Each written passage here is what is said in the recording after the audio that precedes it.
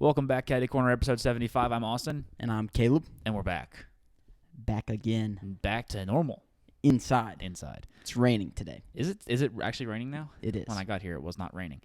Yeah, it's hurricane season, so I guess if you live in Florida, get your flippers and get on out of there because it's not the place to be right now. Yeah.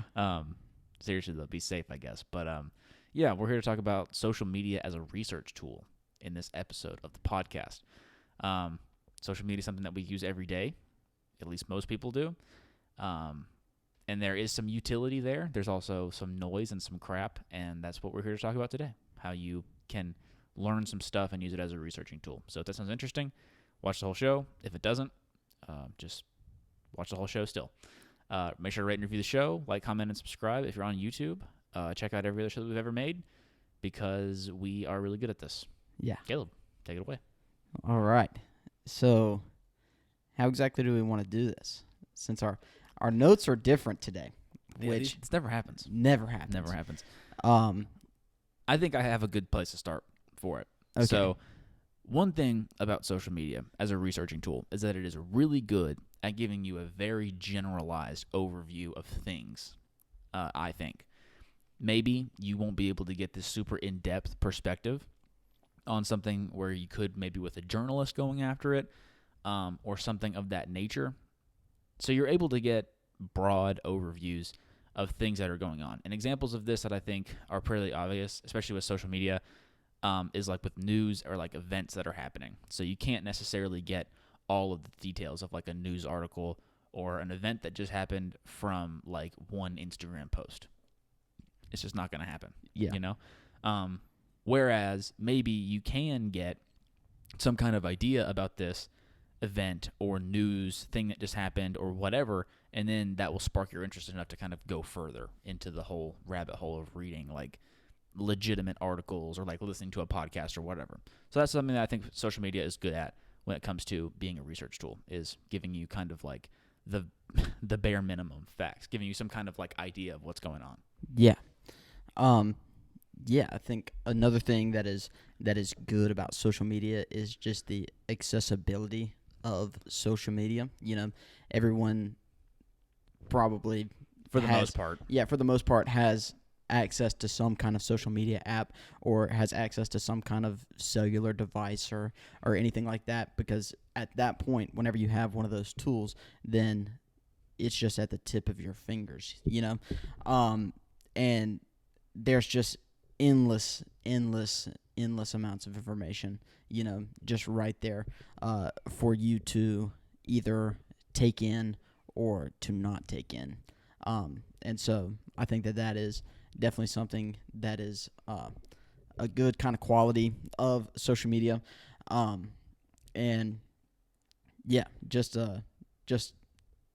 allowing people to learn about different topics in different spaces that isn't just like a news article. Mm-hmm. Yeah. And one thing that's important too is whenever you have the amount of information that social media curates, you have a lot of crap too. Yeah. And that I think is probably the biggest con. I'm not going to speak for you because I don't necessarily have a cons list, but one of the biggest cons with social media is you never know what is like real and what's not real. Yeah. Unless you like know what you're looking for. And not that it's like super hard to know what you're looking for. But not everybody does, you know? Yeah. And so you have to kind of take everything with a grain of salt when it comes to what you see on social media as like a research tool. Like even with like news and events and things like that, like there's definitely are chances where like these accounts or whatever can like hit the tweet button a little too soon. You know what I mean? Yeah. And then stuff changes like immediately. And that doesn't mean that non-social media things can't do that either. Like websites can do the same thing. News stations can do the same thing. There's just more content, so there's more errors, you know? But then there's also more content, so there's more perspectives. So you have to kind of play both sides when it comes to that. Yeah. And being able to like sort through what's good and what's not good is tough, you know? But right. For a lot of people that are our age, like reading a headline is like pretty easy to like sniff out the BS pretty quick, you know? I think that you can tell really quickly if it's not like something that's worth reading or whatever. If it was like if it was turned around really quickly, if they weren't able to like do the full research, if whoever's talking in this TikTok that I'm watching doesn't know what they're talking about, you can tell quick. You know what I mean? Right. So it's super important to do that whenever you're researching using social media and like using it as a tool. You know? Yeah, 100%. But I will say, like, also sometimes it's super hard because Yeah, sometimes it is. because whenever, say, I'm scrolling on TikTok and I see a video that I think is kind of interesting, you know, and it's about a topic that I've never heard before, you know, like, for example, I get a lot of true crime Sure. videos like on my TikTok and people talking about like true crime cases and stuff like that, and so there'll be a case that I have no idea anything about it. I've never heard about it before. I'm just watching this video, and so the only thing that I can do is either believe this person and what they're saying is true and like it actually happened, or not believe it, you know, because I haven't done the research. Sure. What am I going to do? Mhm. You know, most of the time I'm just going to believe what they say. Sure. Because why would they lie to me about like a true crime case? But it's also like, They who could. who Yeah. knows if this happened or not, you know? And so, yeah, it's definitely weird because people can make up stuff and make it sound really, really believable, you know? And not even just because like they want to lie, but just because through people stuff gets flipped around and changed from story to story, or like just one person giving misinformation can change a whole story, you know? And so that's just what you have to be careful on. But yeah, sometimes it's not as easy to just figure out what's real and what's not real. Yeah, but definitely. again, you do have to be careful whenever you're doing research on social media or whatever, because there is, I would say, more misinformation Oh yeah, 100%. on social media than there 100%. is like reading like a news article 100%. or whatever. And that's one of the things that I have as well that I think is super important is that you don't necessarily, like, you don't get this day one, but as you consume social media content, especially some that is like trying to like teach you in some kind of way something, that doesn't necessarily mean that it's like educational content. Like if you watch a specific person who like reviews technology, Right. like you like their perspective, and so you trust their perspective that they're going to tell you the true things. So as you consume more and more and more content, you'll inevitably, what you'll do is you'll stick to the same couple of creators who you know aren't like capping. You know what I mean? Right. And also too, something else is like everybody has access to social media, and so like the Joe Rogan podcast is a really good example of this. They're legitimate like holders of PhDs going on there and talking about things which are, you know, impactful, and in theory they're like true, you know what I mean, or there's some kind of like research and factual backing behind these like ideas that are kind of coming on there as well. So it's important to kind of do your research on the people who you're consuming this content from, because there is everybody has some kind of background. Everybody knows something, you know what I mean? But if I, for example, start telling everybody how to draw, right, that's brutal for everybody because I'm not really good at drawing. But if I convince you guys that I'm good at drawing, then next thing you know, you're listening to me. You know what I mean? Yeah. So just kind of do your research on the people who you're consuming content from as well. And I think that if you just do that, it's a really good way to eliminate a lot of the crap. You know what I mean? Yeah. Because most people, especially established creators, anybody with like a decent following on any platform, obviously there are exceptions, but for the most part, like they deliver content-wise. That's why they have an audience. Yeah. You know what I mean? So I think that's super important. Yeah, 100%.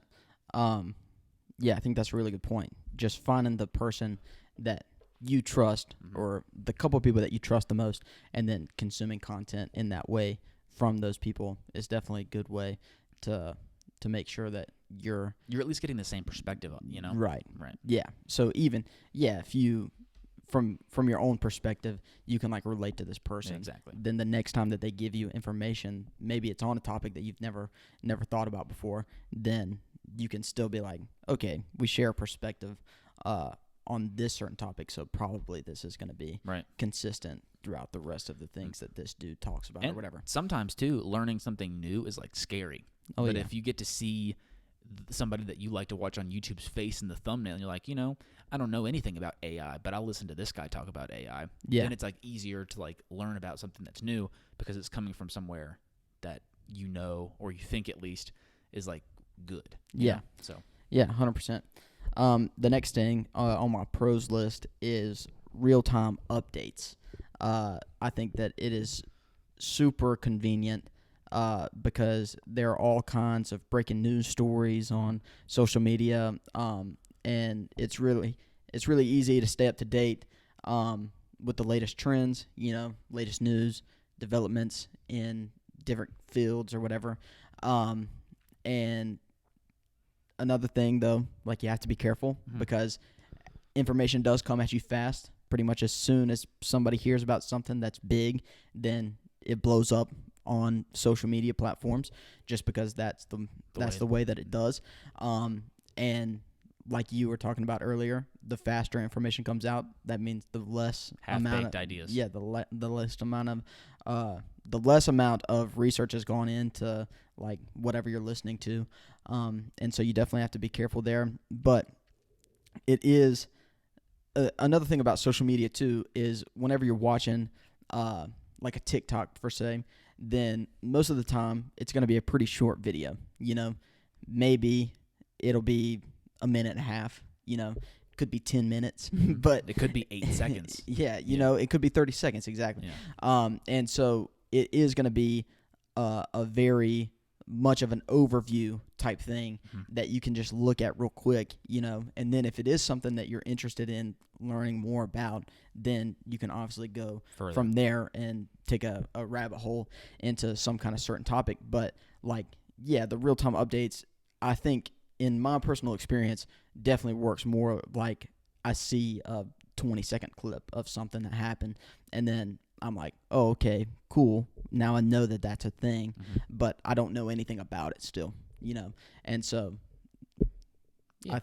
that's like a positive thing, just 100%. being able to know what's going on quickly. Yeah, is especially with like video content, right? Because it's like you can't fake a video. Like you can if you really care to, but it's a lot more difficult to fake a video than it is to fake like a tweet. Yeah, you know what I mean? Right. And so 100%, and it's super good. Like never before in like human history was like that a thing. You know what I mean? Until like social media really started happening in the way that it does. Something that I think is another important thing to consider is that there's different kinds of content for different purposes. And I just have it in this specific point kind of broken down into two main categories of like internet content that you consume via social media, which is long form content and short form content. And we've talked about this a little bit already. But short form content, I think the point of it in terms of research and stuff like that, it gives you a spark of interest on some kind of a subject matter, or it's good for like one-off like tips or one-off like little hacks and stuff like that. We've all seen clips like that on TikTok, like 3 hacks to like fold your clothes better or something like that. I get a lot of them, and obviously like I'm interested in the things that I'm interested in, but like I get a lot of them about like video editing plugins and like sound effects and stuff like that. Like where can I find them and things like that. And like that's super helpful information for me, especially to consume in like 30 seconds. You know what I mean? Like that saves me an 8-minute YouTube video where I got like what I needed from one 30-second clip. So it's super good for things like that. I save a lot of TikToks for that reason. That way I can kind of reference back and just remember the things that I was remembering. It's much easier than scrubbing through a YouTube video. Yeah. But I do think that long-form content is generally better for researching purposes because it's a more in-depth exploration of the ideas or information. Just by nature, it's more information compared to 30-second TikTok versus 8-minute YouTube video or 3-hour podcast. I think you can pull a ton from podcasts if you had the attention span to sit down and really listen to these like information-y, wordy podcasts. There's a lot of really good stuff there, especially whenever you're listening to really smart people talk about what they're really smart at. Yeah. And the same thing exists with YouTube videos. So it's super important to just consider that. Like you can't use TikTok the same way that you use YouTube, and you can't use YouTube the same way that you use like Twitter. They're just different things. So super important to consider that. Yeah, 100%. Yeah. The next thing that I have is perspectives. The super good thing about social media and social media content is that you get so many different perspectives from so many different people and different kinds of people who live in different parts of the world than you, people who have a different job than you, people who have like a different religion than you, like all these different things. And all of these perspectives change the way that you view certain topics or whatever. And so someone who you're watching a video from or you're listening to a podcast about them talk, they can say things that you don't necessarily, I don't want to say agree with, but they can say some things that just aren't how you view like a certain topic or whatever. But sometimes it's like super healthy for you to take that information and like think about it a little bit deeper. Yeah, 100%. Because just because you view something a different way than this person doesn't mean that this information is going to be invaluable to you, you know? And I think that that is a good thing that social media does, is because you can get so many different perspectives on so many different topics in one place, you know? Like, say you go to YouTube and you look up a video on how to do something, and there'll be 50 videos of people showing you how to do it, and it'll be 50 different videos, you know, like, and it'll be the process to complete the task is different every time. Yeah, it's completely different 50 times, you know, and you can find the one that works best for you, you know, and that'll be your perspective in the way that you do things, you know, and the way that it works in your brain. But if you watch one and you're like, I don't really like the way you did that, it's like that wasn't a waste of time, right? You know, because there was a reason you did that. Exactly.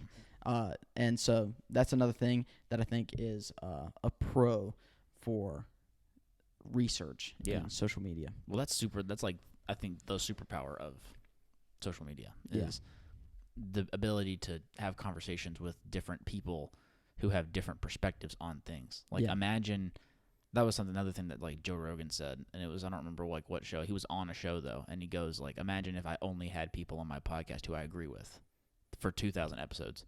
That would be so boring. Yeah. You know, it'd be the same show 2,000 times, you know? Right. It's super important to, like, at least you just have to listen to all different kinds of perspectives, you know? Yeah. Then you can curate your own perspective, you know? Like, nobody fits into these, like, molds that exist. Nobody does. Yeah.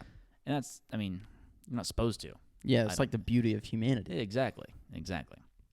Do you have more pros? No. Okay, do run through your cons, and then we can run through my like last point, because that works out really well. Cool. Yeah. So cons, quality control. You can't control the quality of what people post, and sometimes you can't determine the quality of the information that you're taking in before you watch it. You know, there's no way to. So sometimes you are going to waste your time with like a 15-minute YouTube video because it'll say how to build a desk or whatever. And then you get to the end of the video and you'd be like, this dude built a chair, you know? Right. And so you didn't learn how to build a desk like you were trying to do. That's just a way blown out of proportion example, but, you know, that's what I'm talking about. And also misinformation can lead to confusion, and also just like inaccurate, reliable or irreliable sources.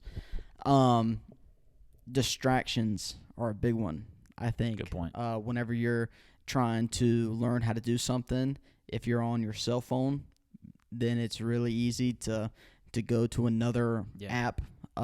Or like if you're on your laptop and you get a notification, like it's real easy to go check your email, or like go check your text messages and like text your girlfriend back. Get some cool math games. Yeah, cool math games, you know, like there's just a lot of distractions whenever it comes to technology. But it's really no different than if you were like on Google doing research. Or it's no different if you were reading a book and your phone's next to you. Yeah. And so that's a thing too. Lack of context sometimes. Clipping culture. Yeah. That's a big one. And then also like I don't really know how to word what I'm trying to say. Like privacy control type things are like concerns, I guess. Like invasions of privacy. Yeah.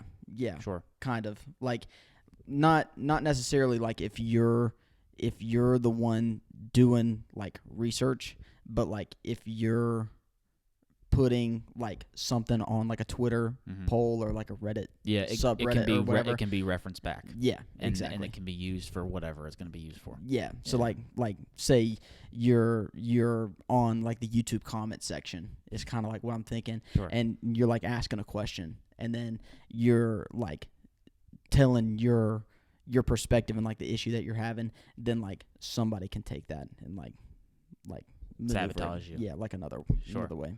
Yeah. Something to just consider. Yeah, just to like be thinking of, because like the internet is not always like beauty and sunshine. No. Like there's definitely like a dark side. Yeah, and what you do is always there. Exactly. You know. And so yeah, just tread with care. Think about it. Yeah, 100%. All right, my last section is basically what I did was I thought of all of the social media platforms that like I use relatively often, and I broke down what I use them for when it comes to like content consumption and research. And yeah, if you have any interesting points, obviously, like for yourself, feel free to chime in. But my top 2 recommendations when it comes to social media for research is YouTube and then podcasts. I just think that that's the best place. Yeah. It's hard to make a YouTube video, and it's hard to talk for 2.5 hours. So it's the people that are doing it are professionals, and they know what they're talking about most of the time. Yeah. There are obviously bad apples, so don't take it as a blanket statement. But generally speaking, those are very good tools to learn something from, you know? Yeah. So obviously you're not going to learn anything from like I don't know, some kind of like you're not going to learn anything from carpool karaoke, you know, like on YouTube. Yeah. I mean, maybe you will, I don't know. But like, but there are like subgenres of YouTube that will be able to teach you things. Not necessarily James Corden though. I think Reddit is super interesting because Reddit opens up for it's like the only really long form text-based platform. Yeah. And the point of it is to be conversational. And so that's where it's super interesting to see those different perspectives. Yeah. Like what camera should I buy? 2023, boom. And then everybody's chiming in. You know, you got like 75 responses. You're scrolling through, you see 75 different perspectives on things. Yeah. So it's the only, like Twitter tries. It's really hard on Twitter because of the character limit and things like that to have like these conversations, especially that are thought out. But Reddit kind of lets you do that. It is a lot of information to sift through, though. Yeah. So consider that because it's a lot of words, of words. But then you have like Twitter and then Threads as well, which are like your short form text based things. Super good for breaking news. Super good for anything that can come at you super quick.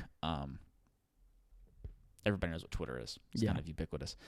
And then short form vertical, which is like TikTok and Reels and YouTube Shorts. Really what I have written down for that is that it's inspiration. Yeah. It's where a lot of like ideas that I kind of come up with for just really anything. I try not to be like cynical towards the idea that everything that I do is somehow inspired by content that I consume. And I consume a lot of TikTok, you know? So like just the way that like I go through my life or for videos and things like that. And then it's also just really good for like I said, like one-off consumption pieces. Like there's literally this one guy that I watch and he's like, you should use this website for video overlays. You should use this website for sound effects. I have no idea what his name is. I don't follow him. I just save all of his videos as like ways for me to reference it back. But I don't have any kind of like relationship like with this guy or these comments or anything like that. The comment section of this guy's stuff, none. He just tells me what to do sometimes. You know what I mean? Yeah. So it's really good for that. And it's also really good for like re-referencing stuff because you don't have to read all the way through something or like watch a long video. It's just a short video. So that's kind of how I use social media as like some sort of research tool in my personal life, basically, and what I think each platform is good for. I don't know if you have any perspectives on that, if it's similar. Yeah, probably similar. Yeah, it's pretty similar. Yeah. So, social media is a research tool. It's good. It is. It's also bad, but it's good. Yeah, it's good. If you're doing a research paper, I wouldn't. Unless it's a YouTube video. Unless it's a YouTube video or a podcast. I would usually stick to the long form content whenever it comes to doing like research for school, you know. But if it's just like personal interest type things, like you're just trying to learn more about a topic or whatever, then definitely like just play around, you know, and like find some people, because I mean, you never know what somebody has to say before they say it. Yeah, you know? Exactly. And so just like learn, you know. I mean, there are so many things out there too. Like a lot of people that I think are our age have like they struggle with like, what am I supposed to do? Like I don't know what I'm interested in, things like that. Yeah. It's never been easier to figure out what you're interested in. Right. You know, if you just do the research, you know, there's so many perspectives, and there's so, like, you go on TikTok, there are so many subgenres of what you see on TikTok. Like you said, you see a lot of like true crime stuff. Like I never see true crime stuff. I see a lot of like outdoor stuff. I see a lot of like these like travel like content creator type things. Like it's, I mean, we're two similar people living in the same place in the world, but like what we're interested in or what TikTok thinks that we're interested in is totally different just Right. because we're different people. Yeah. So the point is that if you're interested in, if you even think you're interested in something, just type it in on TikTok and then watch some videos. You know what I mean? Or do the same thing on YouTube or listen to a podcast or whatever. Just because like you said, like there's so many perspectives out there, and social media is the only place where all of those perspectives, in theory, can exist and like be spread around freely and like equally. Right. So yeah, I mean it's super important. You know? Yeah. And if nothing else, like you said, like maybe it's not the cornerstone of your academic paper, you know what I mean? Like social media research, but it's really good for learning new things. Yeah. Just generally speaking. You know what I mean? And like another thing too is the research doesn't have to be limited to like, okay, I'm going to sit down and I'm going to research now. Yeah, no. Like the point of this, like researching through social media is more of just like passive research. Exactly. Like you're scrolling on Instagram or you're scrolling on TikTok or you're trying to find something to watch on YouTube, and then you just see something that you think this could be cool to hear. And then you hear it, you know, and then it is cool, or then it's not cool, and then, you know. And the next thing you know, you're listening to podcasts. Exactly. And like longer content. Right. And now it's something that like you like. Yeah, you're super fascinated in, and like you talk to your friends about it, and they're like, how do you know so much about this topic? And you're like, I just Googled it. Yeah, because I spent 3 hours going down a rabbit hole, like reading a bunch of stuff and like watching a bunch of videos on like this specific thing. Like that's all it is. You know, it's not like, okay, I'm going to go research now. Right. Let me get on my phone and watch some TikToks real quick. and watch some TikToks. Like that's just not how it is. Yeah, exactly. But yeah, for a tool that serves that kind of purpose, I think that social media is a great place to start. Yeah, it's a great place to start. Boom. Social media as a research tool. Boom. Ladies and gentlemen, Caddy Corner episode 75. Hopefully you dug it. Hopefully. Hopefully. Yeah, I think it's an interesting thing to at least consider to do in your own life. So, yeah, check out all of our other shows. We do this kind of vibe, knowledge bombs, lifestyle, and kind of self-improvement type vibes every Friday, audio, video, across all platforms as well as YouTube. We also do Caddy Corner After Hours every Wednesday, where we talk about whatever we want to talk about for as long as we want to talk about it, audio only, which we'll do in like 2 seconds. Yep. I think that's all. Yeah. That's all. All right. I'm Austin. He's Caleb. We'll see you next week. Peace. Peace.